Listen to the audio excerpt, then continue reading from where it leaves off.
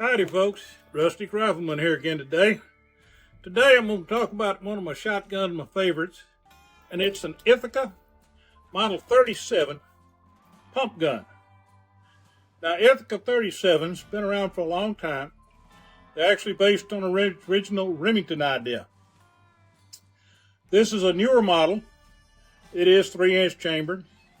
This is my duck and goose gun, and it operates just a little bit differently than most pump guns. If you're not familiar with an Ithaca, as you can see on the receiver, it doesn't have a hole in the side of it. The shells feed in the bottom, and they feed like that, and they eject from the bottom. Now, of course, to get them to eject, you have to do it this way. To feed a shell in it, you have to slide forward, and you shove the shell in there till it clicks, just like you would if you was using a Remington, a Winchester, a Browning. Same thing goes to the second shell.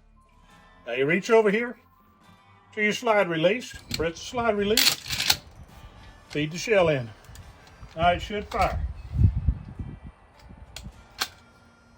So once you have the shell in the chamber, for safety downrange, disengage your safety, and